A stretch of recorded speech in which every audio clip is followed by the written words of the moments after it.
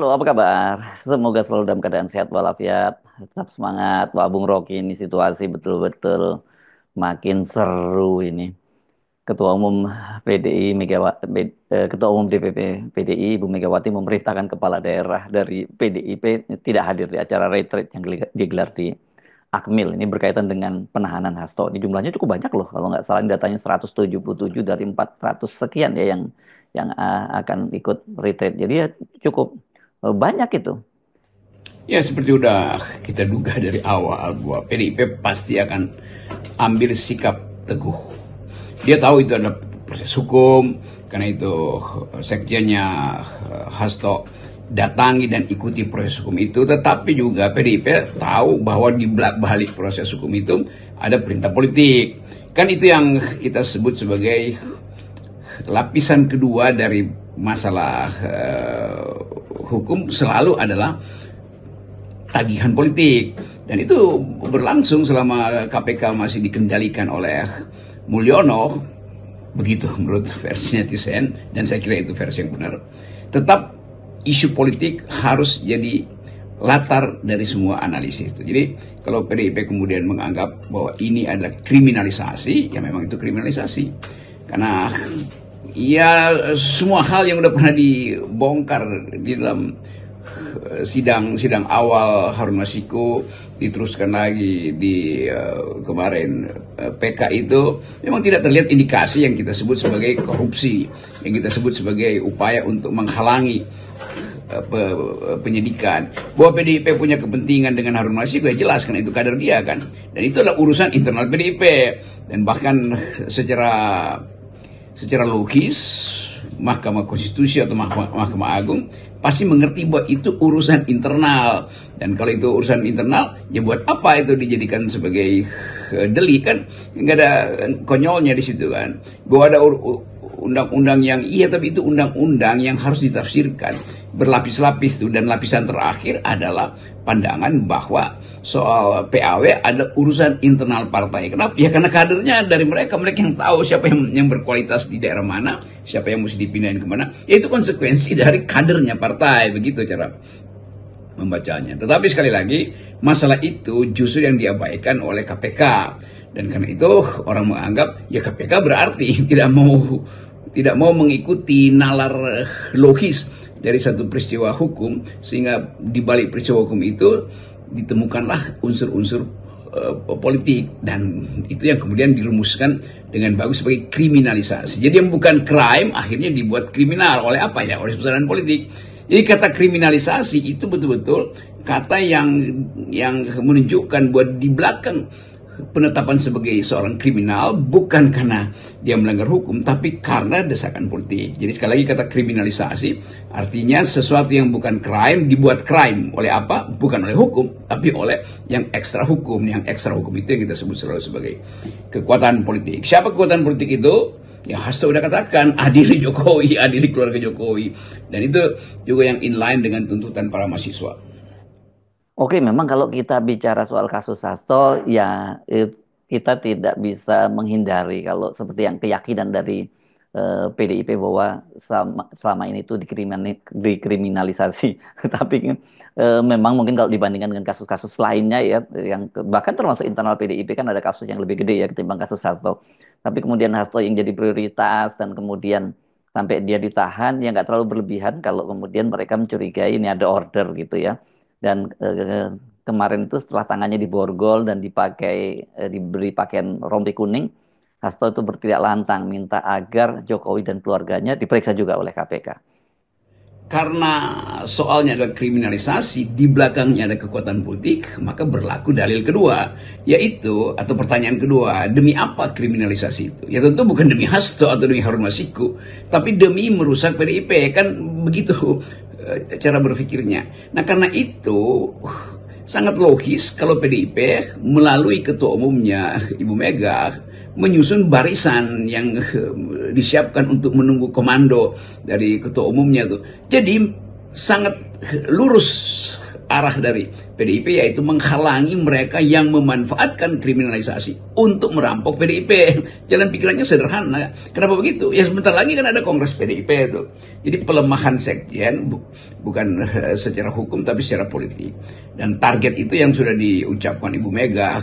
Tentu Ibu Mega punya pengetahuan detail tentang proses pembusukan dan upaya untuk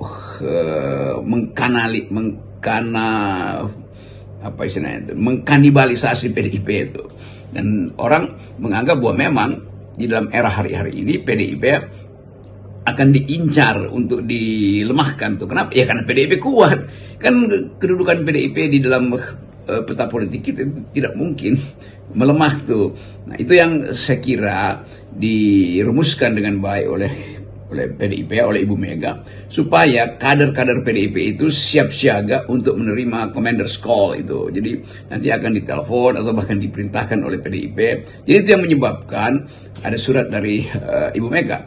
Dan Ibu Mega tentu mengerti bahwa di dalam sistem kader yang sudah penuh disiplin, ketat, harusnya semua kader itu mengerti apa yang disebut sebagai commander's call. Dan itu hal yang juga internal. Jadi kekuatan PDIP ada di dalam hierarki di mana ketua umumnya itu bisa mengendalikan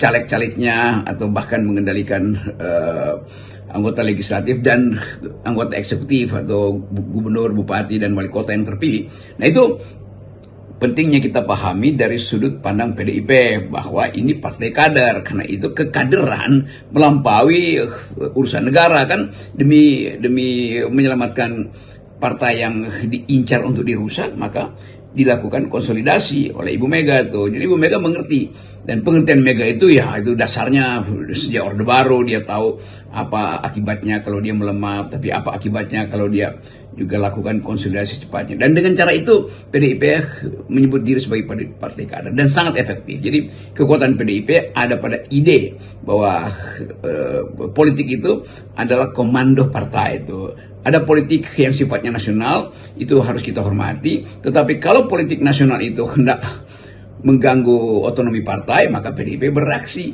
Dan reaksi itu memang sangat keras. Ibu Mega langsung keluarkan dalam 2 jam setelah Hasto dinyatakan sebagai tersangka. Ya langsung PDIP membuat semacam surat perintah untuk taat dan berdisiplin mengamankan partai.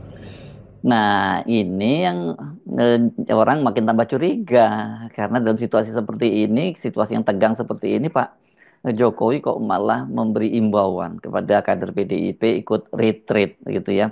Ini kan sama aja dengan dia merintahkan untuk lawan itu Megawati. Kira-kira kan begitu jadi tafsirnya, Bung Rocky. Ya, komentar Pak Jokowi beredar itu bahwa Jokowi menghimbau supaya anggota PDIP ikuti retreat di hamba di Magelang tuh. Dan kita mulai menganggap bahwa apakah Jokowi hendak memecah belah PDIP dengan meminta kader-kadernya untuk kader-kader PDIP untuk tidak patuh pada Ibu Mega. Jadi pergi aja ke Magelang tuh, nggak usah penuhi surat perintah dari Ketua Umum PDIP. Itu terlihat bahwa cewek-cewek Jokowi akhirnya terbaca. Kan Megawati udah menganggap bahwa akan ada usaha perusakan PDIP. Dan ini mulai terlihat bagaimana Jokowi yang bukan lagi presiden dan bukan lagi anggota PDIP menganjurkan supaya kader PDIP jangan ikuti perintah Mega. Artinya harus tiba di Magelang dengan alasan ini adalah urusan pemerintah. Oh iya, itu pasti kita tahu itu urusan pemerintah karena undangan dari presiden. Tetapi kehadiran kembali Jokowi di dalam kasus ini atau intervensi Jokowi itu menunjukkan bahwa dia ingin memecah belah PDIP. Jadi ada kader mungkin yang memang diasuh oleh Jokowi supaya jangan ikuti perintah Megawati. Kan ini juga yang kita sebut sebagai kemunafikan dalam politik atau sifat dari Jokowi yang tetap ingin memecah belah PDIP itu. Tapi lebih dari itu analisisnya bisa tumbuh bahwa mungkin juga atau lebih dari sekedar memecah belah PDIP, Jokowi hendak memecah belah opini publik karena orang menganggap bahwa ya layak kalau PDIP itu mengeluarkan perintah disiplin, dan Jokowi hendak mengacaukan opini publik bahwa tidak harus itu.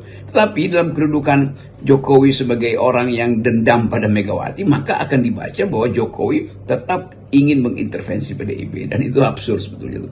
Jadi kita baca itu dalam dua lapis tadi. Bahwa lapis pertama, Jokowi bukan lagi presiden, ngapain ngatur-ngatur PDIP. Lapis kedua, dia ingin memecah belah opini publik, dan tentu bagi Megawati ya ini kan permainan anak kecil yang nggak perlu dianggap lagi. Tapi pers tentu akan muat itu, kan itu berita bahwa Jokowi meminta kader dan bupati-bupati, wali kota, gubernur PDIP tidak perlu ikuti perintah Ibu Mega, dan itu artinya dia tetap ingin mengacaukan stabilitas atau mendisorganize PDIP. Itu juga bukan sekedar kejahatan, ini kejahatan etik itu.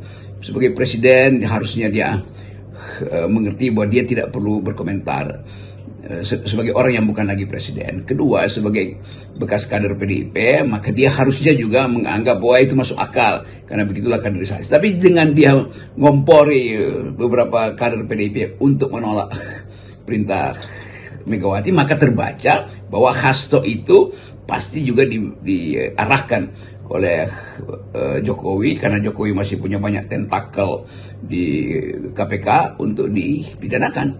Jadi makin terbaca bahwa Hasto betul bahwa yang mesti dihadirkan adalah Jokowi, karena dia terus-menerus mengkriminalisasi kader-kader PDIP.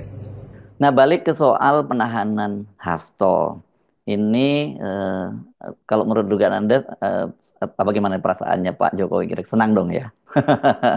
Tapi sejauh mana sih keyakinan bahwa KPK itu masih sepenuhnya bisa dikendalikan oleh Pak Jokowi? Pertanyaan yang lebih psikologis adalah bagaimana membaca semacam kegairahan palsu dari Jokowi itu. Saya sebut palsu karena tentu Jokowi senang karena Hasto ditangkap kan, ditahan tuh. Tentu Gibran senang karena Hasto ditahan itu. Bahkan Gibran tadi beredar postingan saudara Gibran yang memperlihatkan bagaimana seorang kader PDIP, saudara siapa namanya, Masinton itu, dan Masinton justru mengatakan ya karena saya pejabat negara. Jadi kita mulai lihat bagaimana mental kader itu akhirnya makin lama melemah justru karena dihisap oleh semacam keagungan kekuasaan.